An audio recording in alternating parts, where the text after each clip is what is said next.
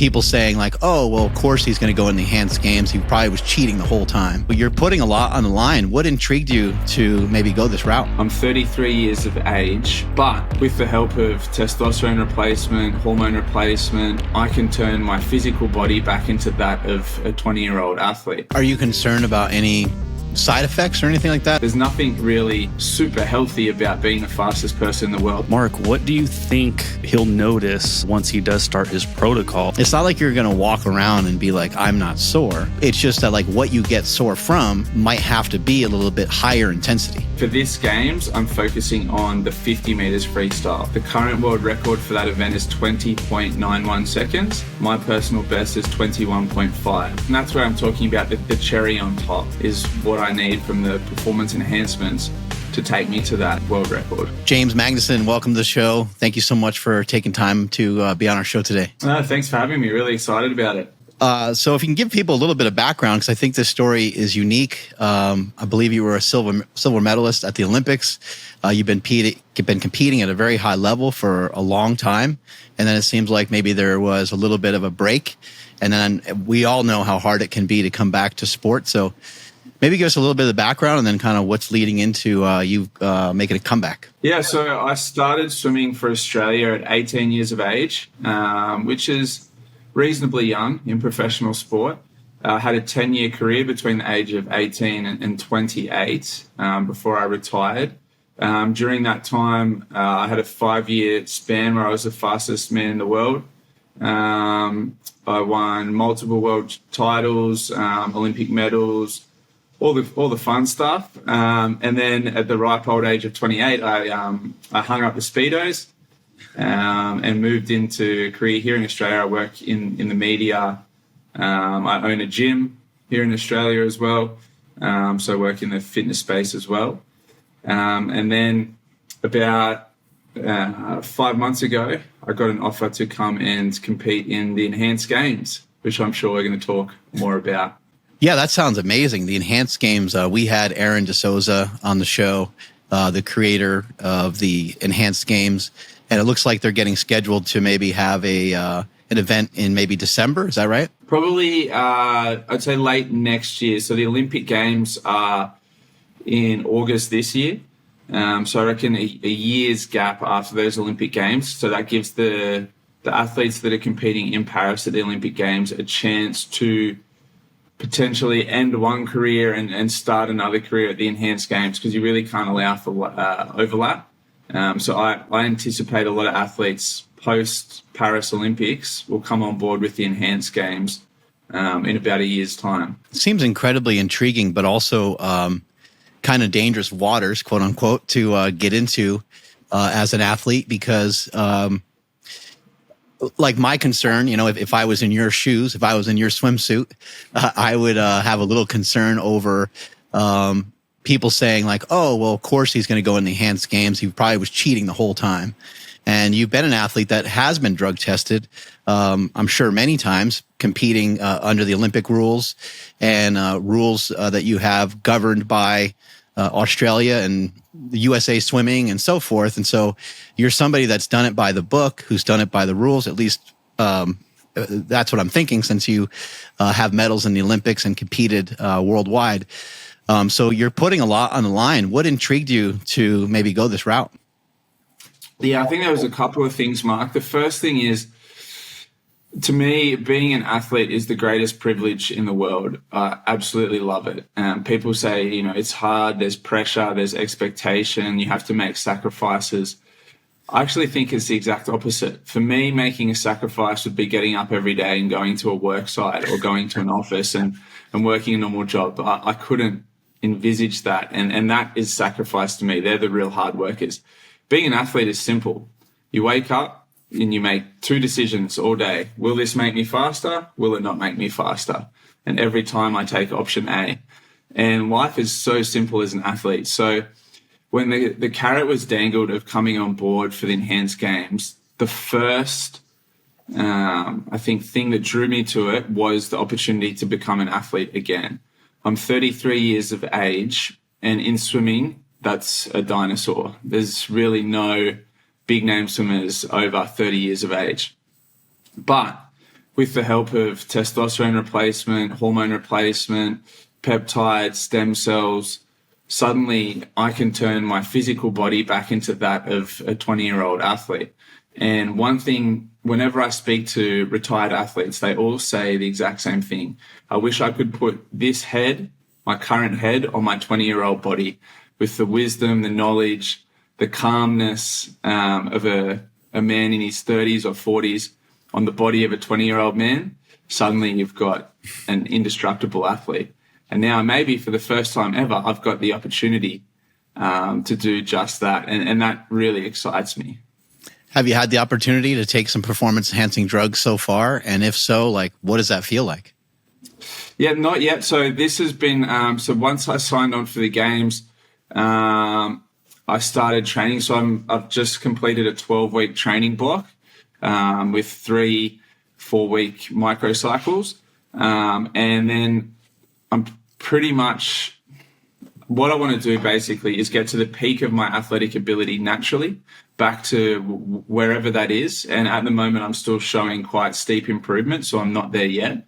And then once I hit that plateau, which is, you know, my peak performance naturally, then my plan is to come over to the States and begin an enhancement protocol with the help of medical professionals. So I'm looking forward to it, though, because I certainly get a lot sorer the day after training at 33 than I did at 20 years of age. My wife has been a competitive swimmer for many, many years, and then she swam at the University of Kansas. She was a Division I swimmer, and she stayed passionate about it. She's part of like a master's program out here in Northern California. And recently, it's been a long time since she competed, but she competed in like 12 events recently, and she went to practice, and she was like getting out of the pool. She's like, I don't remember being so dead. And they're like, yeah, you don't also remember being 48 years old, because last time you swam, you were probably like in your 30s or something like that. So yeah, it makes a big difference as we get up in age. And for myself, you know, speaking for myself, being somebody who has utilized performance enhancing drugs for many years, I love what you said about what a privilege it is to be an athlete. And I guess, like, if I was to sum up why I take performance enhancing drugs, it's to continue to be an athlete, because I absolutely love it. I love waking up every day thinking of that decision that you mentioned. Like, you said faster. In this case, I'm just thinking, like, is this going to make me better?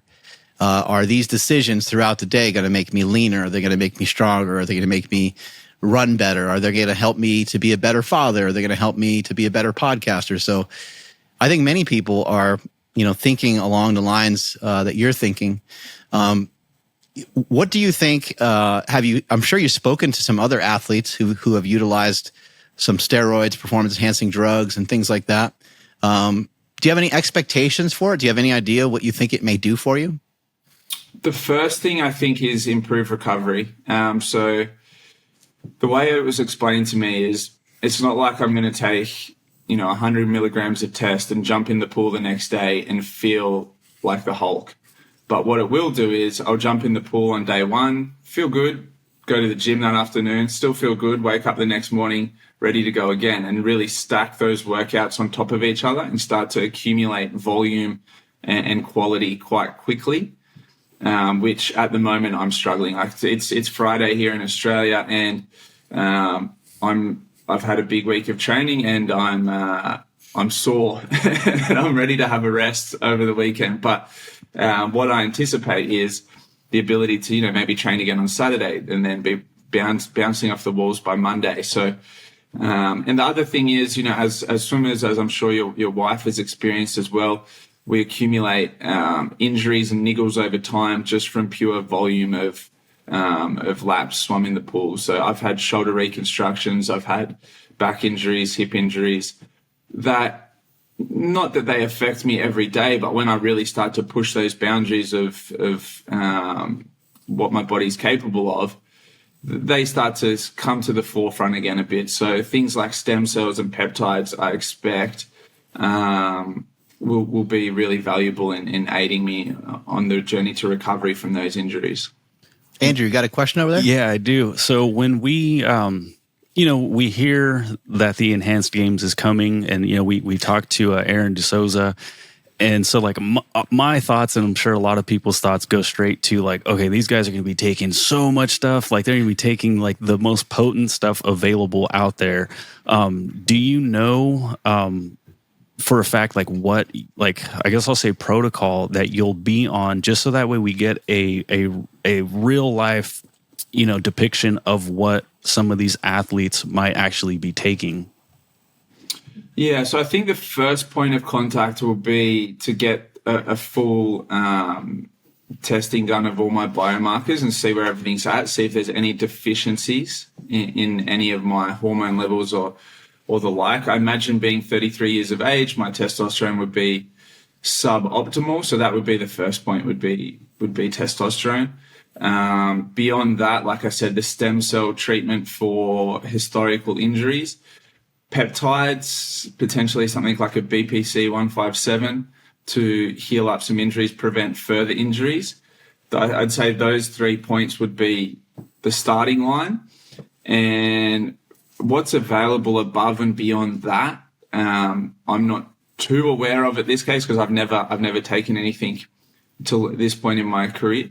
But my goal is to keep testing, to be really open and honest with it, to be transparent. Like through my own socials, I'm happy to say today I took X, Y, and Z. I feel like this. I trained like this. My performance is tracking in this direction. I want to be super transparent with it. So for any future athletes that are thinking about joining the enhanced games or, are curious about it, it's all documented really clearly, really honestly, and really transparently.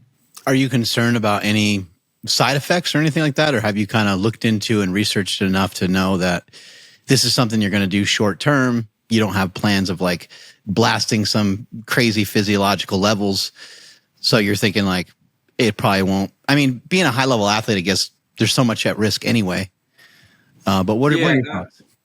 I think that's the thing that a lot of people don't understand. They're like, that you're really pushing boundaries here. But as athletes, we live life on a knife's edge. That knife's edge being high performance and, chronic fatigue or illness. We're constantly balancing. I would race at a world champs or an Olympics at somewhere down around 8% body fat, whilst trying to perform at the highest level. Like, it's teetering on a knife's edge at all times.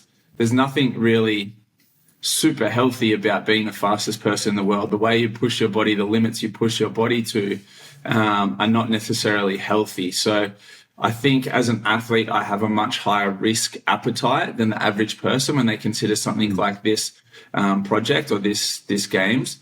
But I've done a heap of research, and I think for a lot of people out there, particularly in Australia, we're very conservative in Australia, maybe a bit more down the English way of thinking than the American way of thinking. And we're very, very conservative here. And people think that these are speculative, dangerous substances, when in fact they're well-researched, widely used, and were created for a purpose. They're not dangerous substances, and I'm not looking to do dangerous levels of anything. I really think that the performance enhancing drugs are like the cherry on top to give me that last 1 or 2% to break that current world record.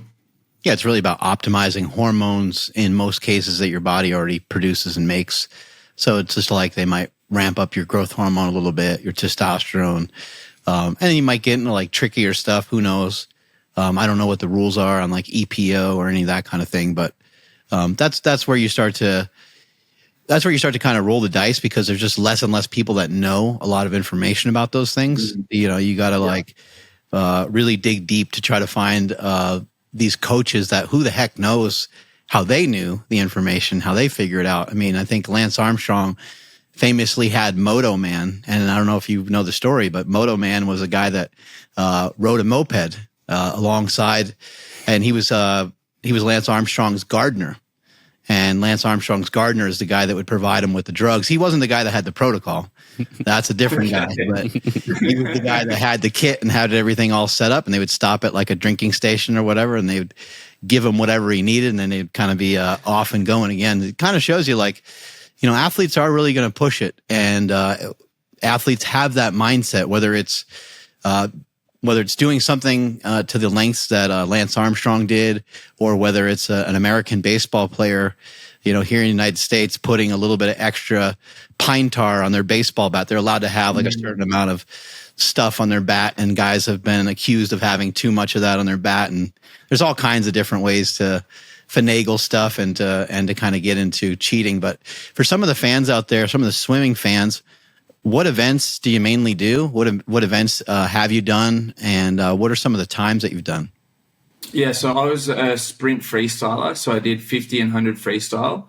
I was fastest in the 100 freestyle, which is kind of the blue ribbon event of swimming. It's like the 100 track. So I competed in the 100 freestyle throughout my career. That's where I won all my world titles and was the fastest in the world. But for this games, I'm focusing on the 50 meters freestyle. The reason being, I believe it's a 20-second event. I believe that's the event where performance-enhancing drugs can have the biggest effect. It's a very pure expression of power and explosiveness, and that's why I've focused on that event. The current world record for that event is 20.91 seconds. My personal best is 21.5. So I need 0.59 of a second to break that world record, and that's where I'm talking about the cherry on top. That's where that last half a second is what I need from the performance enhancements to take me to that world record.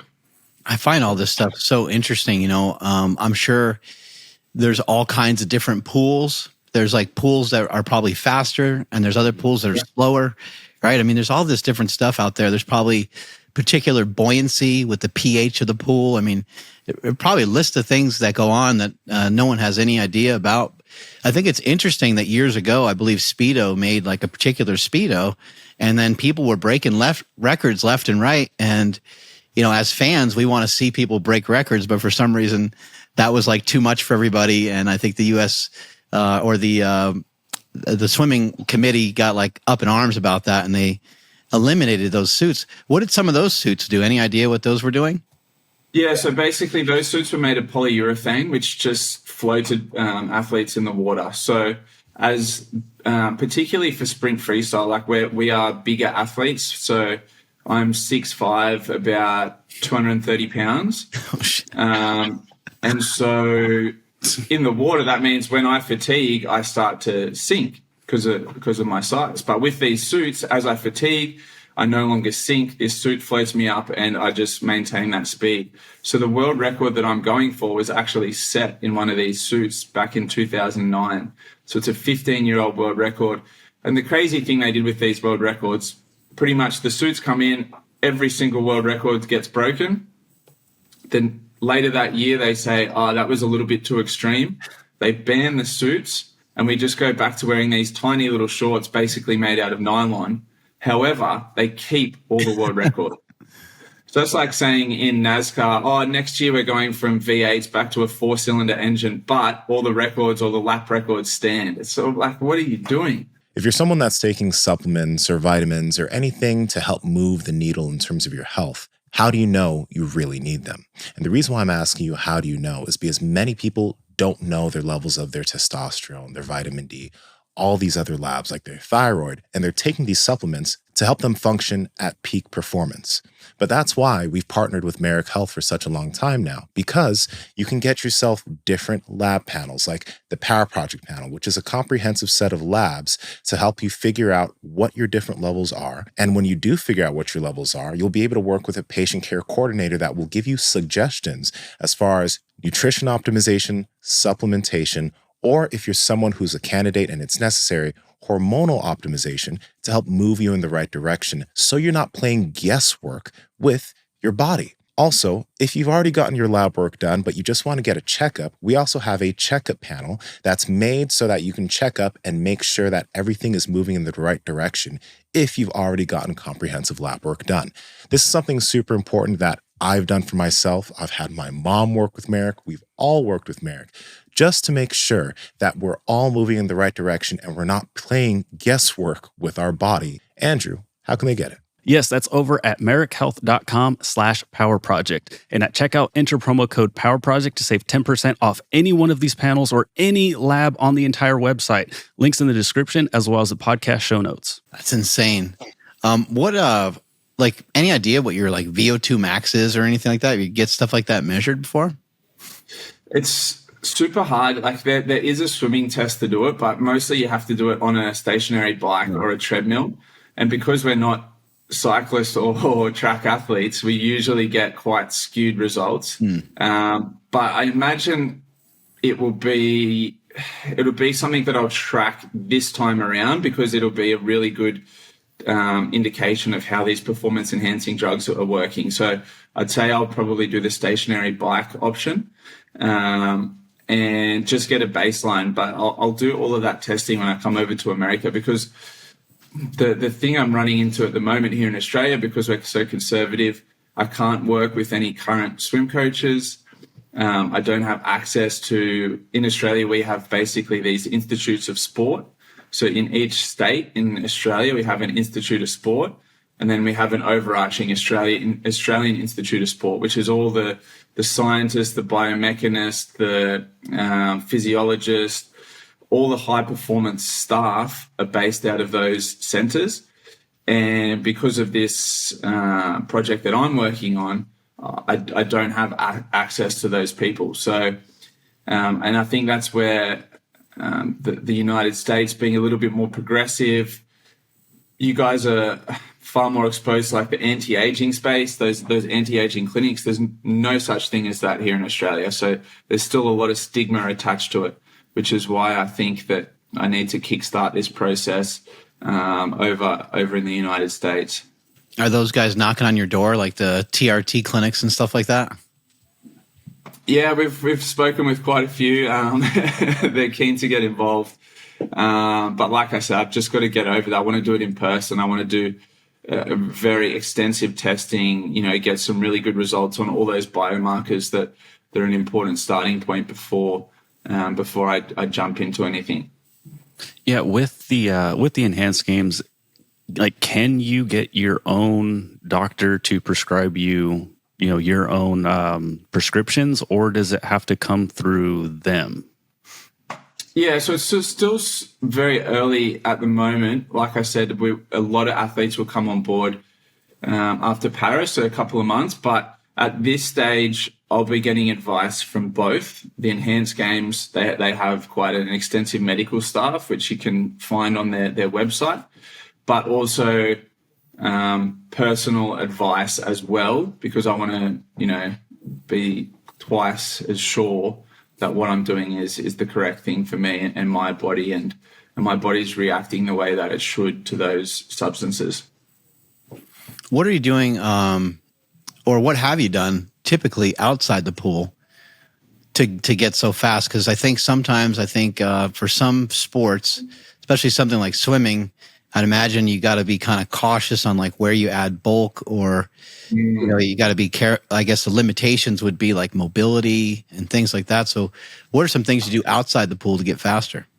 Yeah, so during my swimming career, because I did 100 meters, so that was a 47-second event. So you can compare it to 400 meters on the track.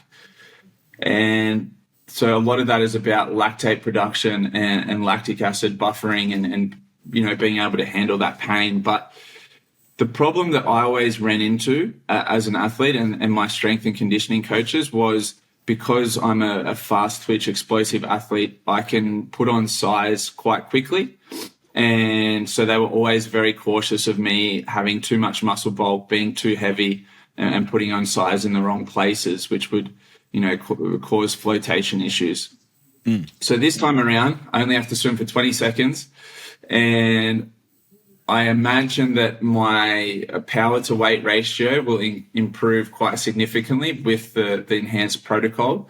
So this time I'm focusing on really explosive lifts, heavy weights, low reps, and then a lot of plyometric work as well, jumping, throwing, anti-rotational stuff for my core, and then a huge focus on mobility. I'm spending at least 6 hours a week on mobility. I want to be the most mobile swimmer in that race, so that all of that size that I put on, that strength that I have, I can exhibit in the best way through the best ranges of motion. I guess when you're, I never really even thought about it, but I guess when you're doing 50 meters and 100 meters, I mean, that start is just, I mean, that's got to be almost everything, right? How you start the race. Yeah. So we did some really interesting testing not long ago with force plates, looking at vert jump, broad jump, some of the different, I guess, ways that I exert power. And the really cool thing now that's available, they have all the results from athletes around the world. So we compared my results firstly to Australia. So my vert jump, my broad jump, all of those things.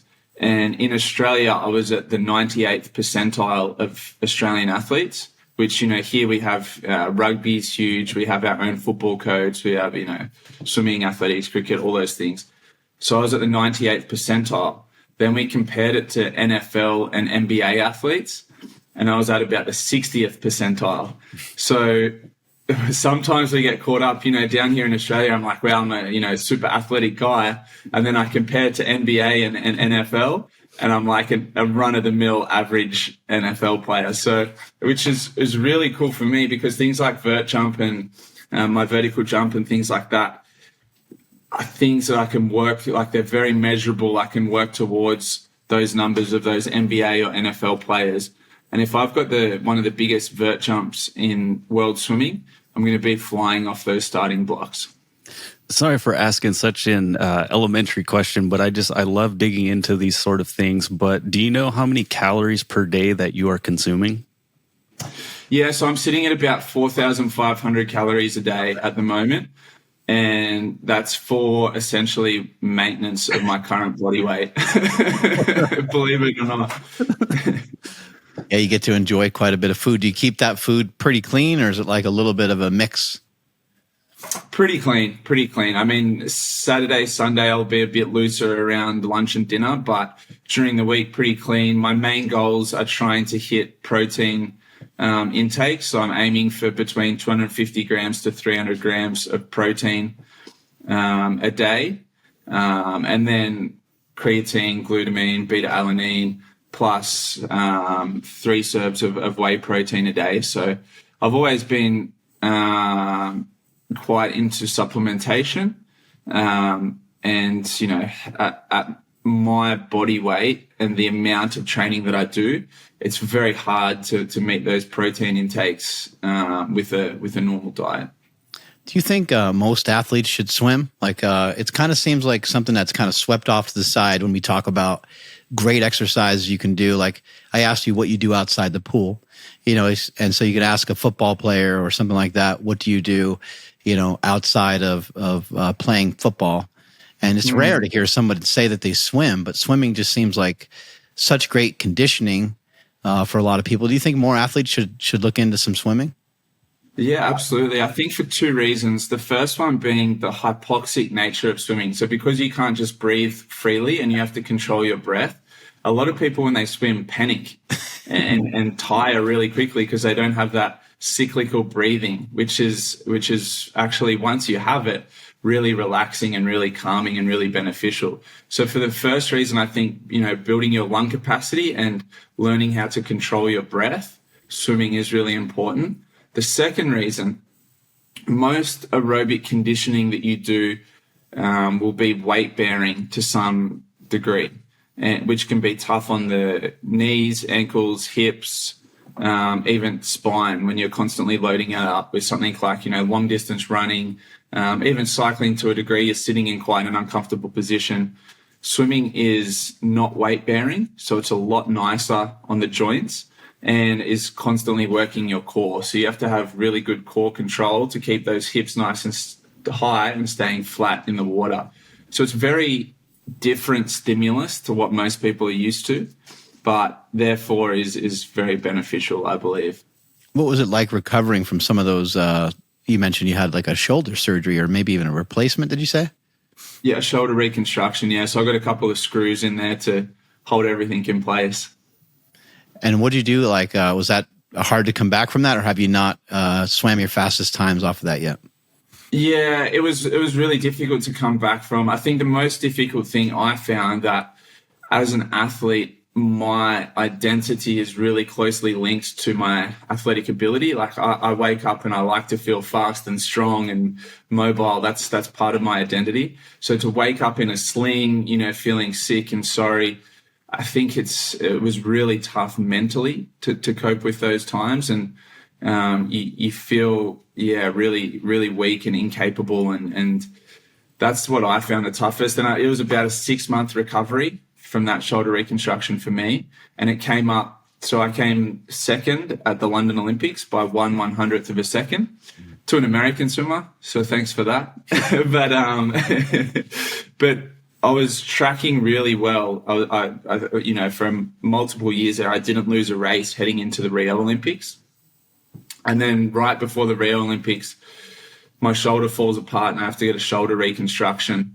And basically I was racing the clock just to try and qualify for the Rio Olympics because I'd had so much time out of the water. So I got there, but I wasn't in my best condition. And that's the really hard thing about the Olympic Games is you had a shoulder reconstruction right before the Olympics. Well, there's nothing we can do about that. You can wait another 4 years till the next one. And the way it actually panned out was between the Rio Olympics and the next one was 5 years because of COVID. They cancelled the Tokyo Olympics in 2020. So by the time Tokyo had come around, I was retired and I didn't get my shot at that third Olympic Games. So that's, again, why these enhanced games are really exciting. Maybe we can break tradition, break what's been done throughout history. And if this games is really successful, for example, the sports we're talking about are swimming, track, weightlifting, and combat sports. Probably the four most dynamic, exciting sports at the Olympic Games. If we can watch those sports over a day and have the fastest, men and women in the world in each event, that's a really exciting TV product. It's only one day. We only have to capture people's attention for one day. Why then couldn't we do that every year? If it's only one day, one broadcast every year, suddenly this becomes like the Super Bowl of Olympic sports, and it's on every year, and those athletes get the chance every year to showcase their skills on a world stage, and they don't have to wait for that 4-year Olympic cycle. Yeah, it seems brutal to wait 4 years. Yeah. Do you think that, there's going to be, I'm going to say like a lot of pressure on these athletes because, they are going to be open, right? Because it seems like no matter what somebody is taking or not taking, they're going to be guilty by association with the enhanced games. Do you think that there's going to be maybe just too much pressure on the athletes to quote unquote break records or get faster times than the unenhanced games to the point where, maybe it just might make them, I don't know, just hurt themselves or do something to like take them out of their game? Because I don't want to say like, oh, if they don't break records, it's a failure, but it does seem like, okay, now that the floodgates are open, let's see what you guys can do. And oh, they didn't break the records, therefore this wasn't quite the success that we thought it was going to be. Yeah, I think those top level athletes at the games who are already close to those world records naturally will break those records. That will just be a byproduct of those performance enhancements. But for the average, for the average athlete, sorry, not the average athlete, for a world-class athlete coming from, let's say, the Australian swim team across to the enhanced games, I'll give you some financial examples of why the enhanced games will actually take pressure off these athletes. So as an Australian swimmer, if you're top 5 in the world in your event, you get 30,000 Australian dollars per year, which is about 14,000 USD a year. That's your salary. Now, for some athletes who are marketable or, who are well-renowned, maybe they're the fastest in the world, they'll get sponsorships and make most of their money off sponsorships. But if you're top 5 in the world and people don't really know who you are, $14,000 US per year. To sign on to the enhanced games, you get $100,000 US as your salary. So it actually almost takes the pressure off, because now you can live with within your means. You can focus more on performance. You don't have to have a part-time job or be worrying about going out trying to get sponsors. So I think there's actually, coming across the enhanced games, for example, if I'm an Australian swimmer and I miss the Olympic team this year for Paris, suddenly I get $0. I don't get paid anymore. And so I'm teetering on, being able to live or, being below the poverty line. The enhanced games, there's no qualifying trials as such. I sign on with the enhanced games. I get my $100,000 US to come on board. They facilitate my training, my enhancement protocols, help me throughout that process. I think it actually takes a lot of financial pressure off current athletes. What kind of comments are you seeing on like Instagram and stuff like that? Is there a lot of negativity surrounding you talking about going to the enhanced games, or has it been positive? There was some initial pushback, I think, which happens in any industry when there's a disruptor. But now it's been overwhelmingly positive. People are really excited about what this product can be, about how fast an athlete can go, about what the physiques will look like. What are 8 men standing behind the blocks before a 50-meter freestyle with performance enhancements look like? 6'5", 250. Yeah, that would be exciting. And then the most common thing I get people saying to me, mostly men, is, can you bring back some spare for me? For years on this podcast, we've been talking about the benefit of barefoot shoes. And these are the shoes I used to use back in like 2017, 2018, my old Metcons. They are flat, but they're not very wide, and they're very stiff and they don't move. That's why we've been partnering with and we've been using Vivo barefoot shoes. These are the Modus Strength shoe, because not only are they wide, I have wide ass feet, and so do we here on the podcast, especially as our feet have gotten stronger, but they're flexible. So when you're doing certain movements, like let's say you're doing jumping or you're doing split squats or you're doing movements where your toes need to flex and move, your feet are able to do that and perform in this shoe, allowing them to get stronger over time. And obviously, they're flexible. So your foot's allowed to be a foot. And when you're doing all types of exercise, your feet will get stronger, improving your ability to move. Andrew, how can they get their hands on these? Yes, head to vivobarefoot.com/powerproject and enter the code that you see on screen to save 20% off your entire order. Again, that's at vivobarefoot.com/powerproject. Links in the description as well as the podcast show notes. Yeah. So this morning, actually, the host of today's show, Mark Bell, admitted to me that he had been taking performance-enhancing drugs, and I was just completely floored. I couldn't believe it. So I guess I would love for you to take this opportunity, because he does have some experience with it, to maybe think about some questions you might have for him. And as you think, Mark, what do you think he'll notice once he does start his protocol? Like he said, he's like, I know I'm not going to notice like day one that I'm going to explode through the water and this sort of thing. But, as he goes on, what do you think are going to be some of the things that he notices? I think you're going to be like Dr. Evil. I think you're going to just take your hands and slap them together and rub them together a little bit and laugh because of how good you're going to feel. It's going to be an incredible feeling. You already know what it's like to have great training sessions. You're already very in tune with your body, and you already know what it means to have the correct inputs. And you leave that training session kind of exhausted, but you're so excited. You have a ton of enthusiasm, and you just kind of think to yourself holy shit, I did it. I got faster today. What will happen with performance enhancing drugs, in my opinion, is you'll just have more of those days. You'll have more days that register as being a really positive input. Sometimes you're trying to do these things naturally. Like you said, it's a kind of a double-edged sword of like training well and getting the volume that you need, getting the reps that you need. And sometimes we get so excited about that it's almost to our detriment. But when you're enhanced, when you have performance enhancement, you can get more out of less. And the other thing that's great is that you're already a seasoned, you're a veteran of your sport and a master of your sport. So you will know kind of the exact, the most optimal reps, the most optimal sets that you need. You'll be able to literally, I know you can already feel it.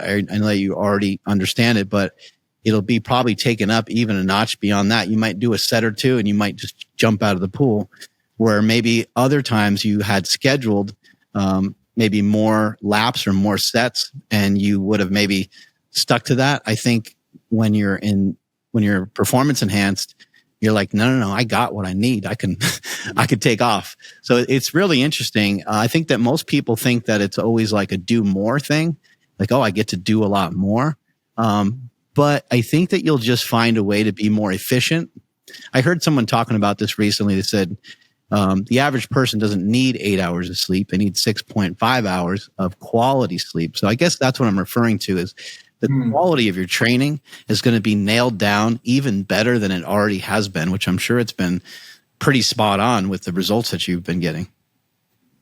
My big question around the performance enhancements are, let's assume that the games are in, let's say 12 months' time.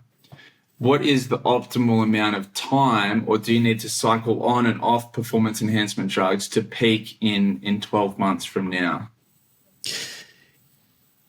They make some changes fairly rapidly, like, 6 weeks or so. But obviously 6 weeks out from it, you wouldn't want to take it, because 6 weeks is where you start to get the accumulation effect. So like a steroid might, or performance enhancing drugs in general, might add like 2% to your athletic prowess, let's just say, or 2% to what you can handle, or 3% to what you can handle, some sort of percentage that's not super high.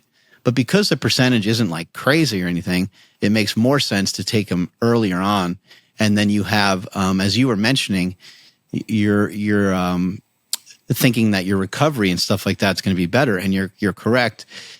Your recovery won't be, it's not like you're going to walk around and be like, I'm not sore.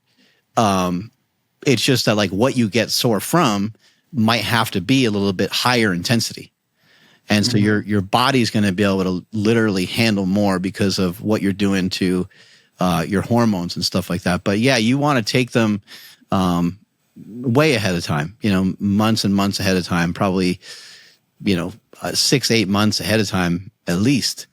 But, there's people I can connect you with. I think you and I spoke privately about a few people that I could probably maybe connect you to that could help advise you, because it is tricky. You're going to want to know way ahead of time what does what, because if I was like, dude, like, let's have you take 200 milligrams of testosterone for the next 6 weeks.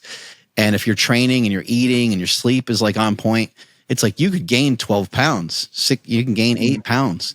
And it's like, okay, well, now we have to figure out, how can you pull yourself through the water with the extra weight? Does it really matter that much because of the buoyancy? And like, there would be a lot of things to try to figure out. But I'm excited for you, because I know like you're just going to be super pumped when you start taking these performance enhancing drugs. I have a question for both of you. We haven't heard too many American perspectives on this over here in Australia. So Aaron may have spoken about when he came on. Ridley Scott has signed on to produce a documentary for the games. Yeah, so that it'll be like a Drive to Survive type production for the enhanced games. If, or in my case, I believe when this documentary airs, the games are broadcast, and we can show these athletes improve their performance safely and effectively without detrimental side effects. These drugs, their efficacy can be proven on on a worldwide scale. And again, really honestly and transparently through this documentary, do you think this will change the landscape of sport forever, and other sports and organizations will start looking at the possibility of using some of these substances? Man, I wish that was the case. I think here in the United States, when it comes to like the NFL or something like that, like some of these organizations are really tricky. I mean, it kind of depends on like how closely you look into these things, but I almost think that the NFL is like kind of evil in a way. They're really tied to big pharma. They're tied to the alcohol companies. I mean, they're peddling. They're drug dealers. I mean, they're peddling drugs left and right.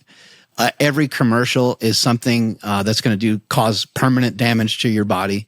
McDonald's and Nike and these big sponsors that really produce crappy, broken down products for our society.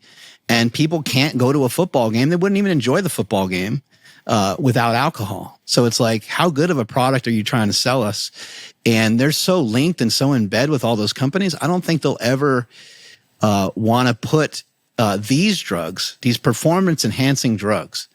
Alcohol, I guess you could probably figure out ways that it's performance enhancing, maybe for hitting on chicks or something like that, or a social lubricant, as they say, right? And there's other drugs, but like when it comes to performance enhancement, I don't think anybody wants the cat out of the bag on that. I don't think anybody wants for people to really just feel fucking awesome all the time. Mm-hmm. I think that it's like, I don't think there's like a conspiracy to like try to keep it, down or whatever like that. But I just think that, I think they're pretty happy. I think the NFL is pretty happy with the money that they get from big pharma and the money they get from alcohol companies and stuff like that. I'll disagree. I think there is quite a bit of a conspiracy against that. Sure. Because, if you had something that somebody could take and it would wipe out a huge amount of money that comes in from SSRIs, just put them on testosterone. All of a sudden now they're getting, they're happier. They're getting in shape. It's like, oh, maybe I don't need that other shot that's going to help me lose weight now. So in my opinion, there's a little bit of like some darkness in there.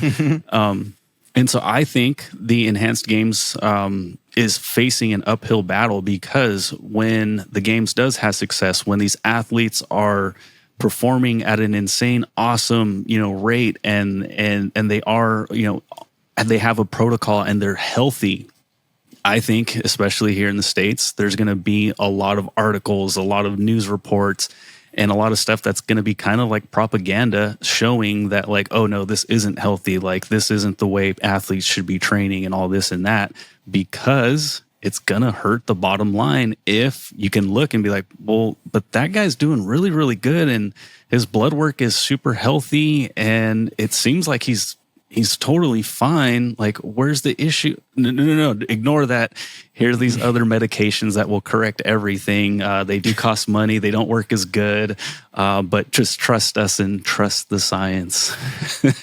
So that's what I think. Yeah, I think it's amazing. I think it will cause a lot of good conversation, though. So I think that, here in the United States, we have Donald Trump, who I always say is a blessing to our political like status, because people have more conversation. People end up talking about politics that otherwise wouldn't talk about politics. So I think in this case, I think that's the huge positive, the huge benefit of like, rather than this thing being like swept under the rug for so long. And we know that people are taking performance enhancing drugs in all of sports. They still are. That's why those records are going to be so hard to break. The 100-meter record, some of the Olympic lifts and stuff like that are just like off the charts.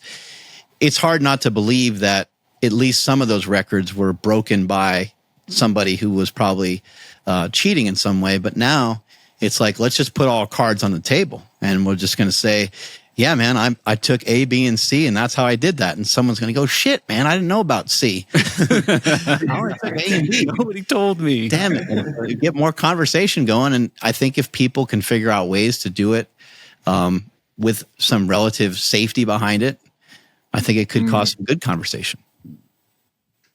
I agree. And my last question, will you watch it? Oh, 100%.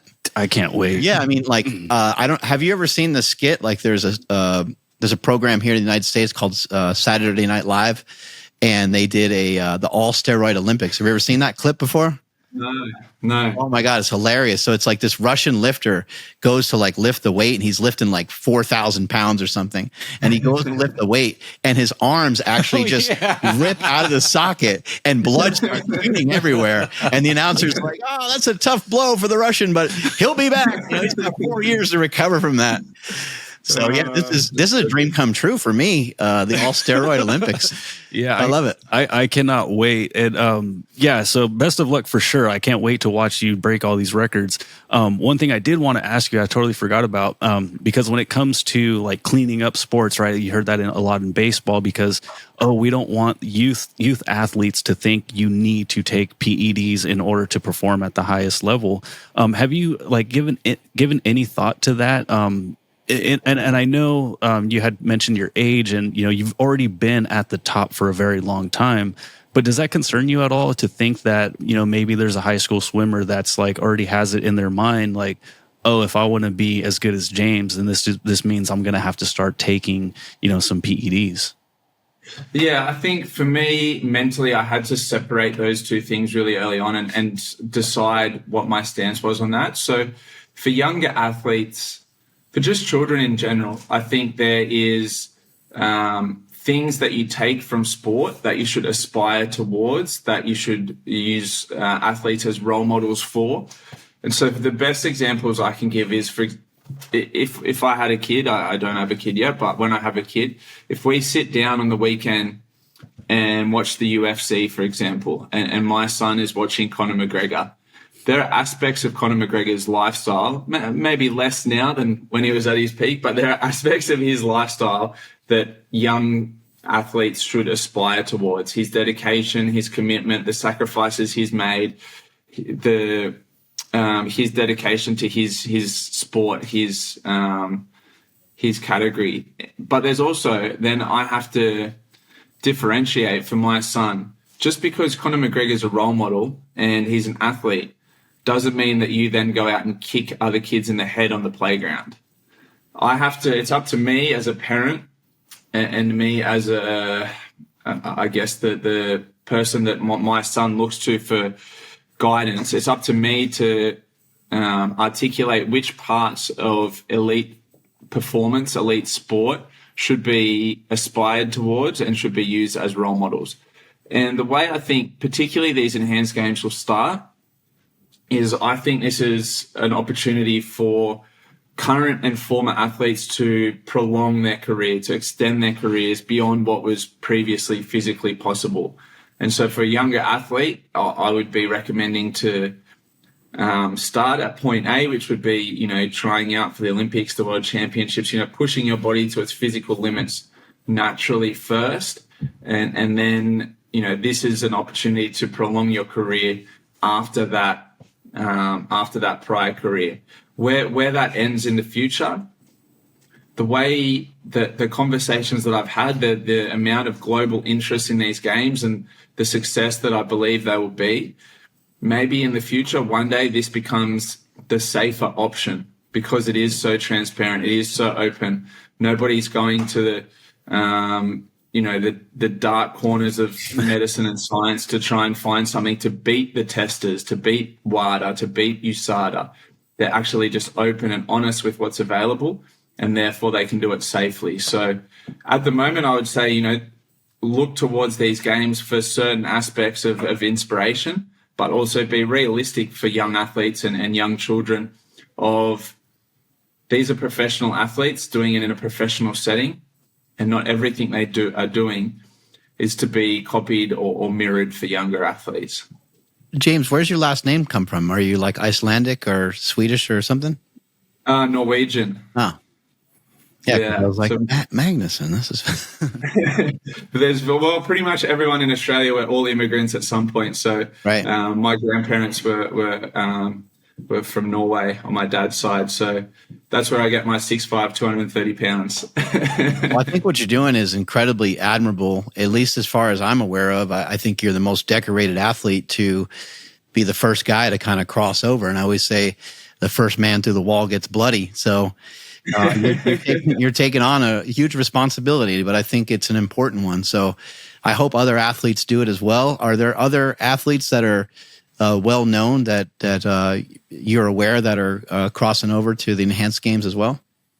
There are, but I think for the most part, they're still competing, and they will be competing at the Paris Olympics. So they don't want their names revealed until after those games, because I imagine that the International Olympic Committee will be quite combative with those athletes. Funnily enough, I'm working in the media here in Australia, and I'm going across to the Paris Olympics as part of the broadcast for the Australian media. It's going to infect everybody. So it's going to be a really interesting relationship that I have with those officials, because they have been quite harsh with some of their comments. But whenever there's a disruptor in sport, the most recent example I can think of is Live Golf. As soon as Phil Mickelson signed on for Live Golf, people were just hammering him. But now, we're 18 months down the track. So many golfers have gone from the PGA across to Live.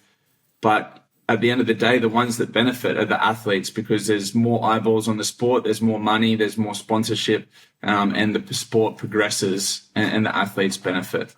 This is great, man. We wish you all the luck. Where can people find you? And how do they kind of find out more about the enhanced games? So the enhanced games, you can look up their website, enhanced.org.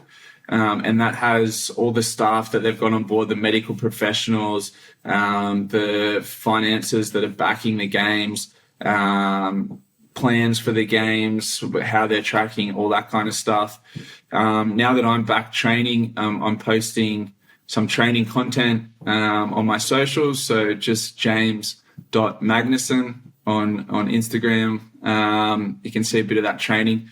And my plan over the next few months is definitely, once I start the enhancement protocols, I'm going to bring on board a videographer and release weekly vlogs and video content on what I'm taking, how that's making me feel, and all the training outcomes that I'm getting from those enhancements. So I'm going to start that process of being transparent really early on in the piece, so that people can follow along on my journey and enjoy the ride. Thank you so much for your time. Go kick some ass and get that fastest 50 ever. Thanks, guys. Looking forward to it. I think that was incredible. What James was saying. I think it's admirable that he's the first guy with the credentials. There's not a lot of other guys I'm really hearing talking about it, but as he was pointing out, maybe after the Paris Olympics, some people will drop some hints that they're participating. I thought it was really cool that he said Ridley Scott is going to be part of a documentary series, that they're going to be following everything that goes on with the enhanced game. So I just think it's great. I think it's a long time coming. It's just so obvious. It's just so obvious that there's a lot of performance enhancement in sports. I think those performance enhancing drugs are made for performance enhancement of sport, and therefore they should kind of be in sport. And hopefully somebody at some point comes to some resolution of how these can kind of safely be utilized. It's an interesting thing that our mind always goes to, like, well, what about the kids? Well, in this case, especially when you're talking about swimming, kids have plenty of opportunity to still compete drug tested and drug free. They have the USA Swimming, and they only have that one like governing body, and they can do that as much as they want. And when you think about there's other sports like bodybuilding, powerlifting, and stuff where there's tested, untested, and stuff like that. But I just think that when it comes to kids, kids are not going to do a lot of things that their parents do. Patrick Mahomes might have a drink here and there on the weekends or something like that. And obviously you don't want your 6-year-old kid who's looking up to him to drink alcohol. But for some reason, when the steroid thing comes up, I think there's just so many misconceptions about it. And it's a decision that adults should make. And hopefully we figured out a way for them to be in sports, because I think the sports that we love, I think they can be better. They can be enhanced. People can recover from them better. They can be safer. And one of my favorite sports, which is professional football, there's so much CTE in that sport, so many concussions and just so much damage to a lot of athletes that maybe is unnecessary. Maybe if these athletes are hydrated better, and maybe if these athletes are fueled better, whether it's taking things for their hormones or peptides, I'm all for it. I think they should be able to do it, and they should be able to recover from how violent their sport and activity is. Strength is never weakness. Weakness never strength. Catch you guys later. Bye.